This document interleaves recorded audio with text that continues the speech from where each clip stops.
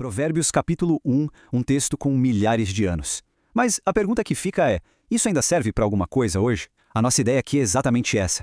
Vamos desvendar essa sabedoria antiga e ver como ela se aplica na nossa vida, no nosso dia a dia, sabe? Transformar tudo isso num guia prático.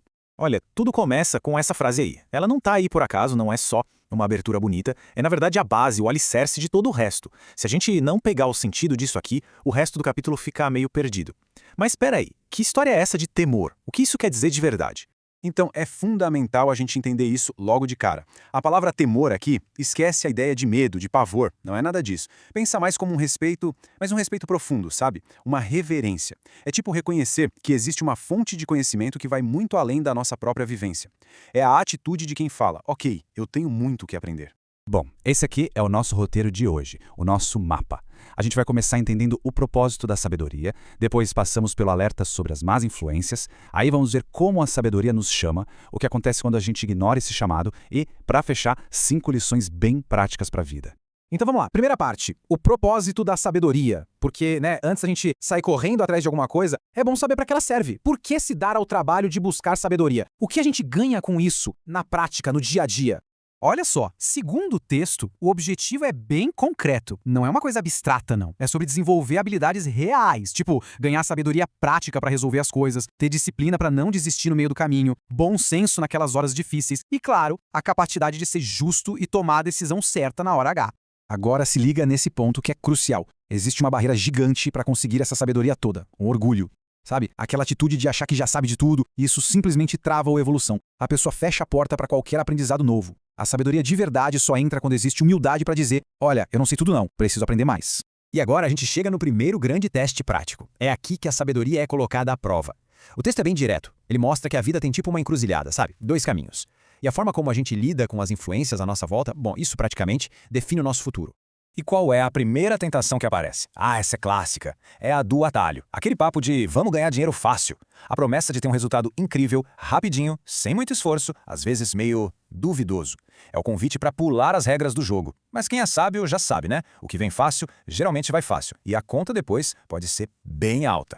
Aí vem o segundo argumento. Relaxa, ninguém vai descobrir. Esse é o apelo pro segredo, para fazer as coisas no escuro. A ideia de que se ninguém tá vendo, então tá tudo bem. E é aqui que o caráter é testado para valer, porque o que importa não é o que a gente faz quando tá todo mundo olhando, mas o que a gente faz quando acha que ninguém nunca vai saber.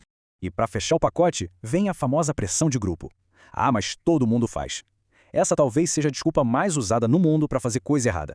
A lógica é, se virou normal, então pode. Só que a sabedoria ensina justamente o contrário, a ter os próprios princípios, e não simplesmente ir na onda da maioria. E tudo isso nos leva a essa conclusão aqui, que é o ponto-chave. A gente precisa aprender a discernir. A vida vive abrindo portas, oferecendo oportunidades. O pulo do gato, a sabedoria, é saber analisar qual dessas portas leva para um lugar legal e qual é uma cilada. É este o filtro principal para lidar com as influências. Ok, a gente já falou sobre o perigo, sobre os caminhos ruins, mas e a resposta para isso? O texto faz uma coisa muito interessante. Ele trata a sabedoria como se fosse uma pessoa, alguém que está na rua, chamando, falando alto. A mensagem é clara, a sabedoria não está escondida num baú, ela está aí, disponível para todo mundo que quiser escutar. Mas como é que essa voz da sabedoria chega até a gente? Bom, de jeitos bem práticos, olha só. Pode ser no conselho de alguém mais experiente, na dor de um erro que a gente cometeu e aprendeu a lição, pode vir num livro, num momento de reflexão, em silêncio, ou naquela vozinha lá no fundo, a nossa consciência, sabe? Que sempre tenta nos avisar o que é certo. E essa pergunta aqui, isso é basicamente uma ferramenta de bolso. É simples, mas poderosa. Antes de decidir qualquer coisa, pare e se pergunte, estou fazendo isso porque é o certo ou só porque é o caminho mais fácil? Essa pergunta pode mudar completamente o rumo das coisas. A gente está pensando no longo prazo ou só no alívio imediato? Bom, vamos para a próxima parte. O que acontece quando a gente escolhe ignorar esse chamado da sabedoria? O texto é bem direto sobre isso. E um ponto muito importante, não é apresentado como um castigo que cai do céu, mas como uma consequência lógica natural. É a boa e velha lei da causa e efeito em ação. Essa tabela aqui ilustra isso perfeitamente com exemplos do nosso dia a dia. É bem simples, na verdade. Se a gente ignora a saúde, o resultado é a doença. Se ignora a disciplina com dinheiro, o resultado são as dívidas. Se ignora o próprio caráter, a consequência é perder a confiança de todo mundo. E se ignora a parte espiritual, bom, aí vem aquele vazio. As nossas ações geram resultados diretos. Simples assim.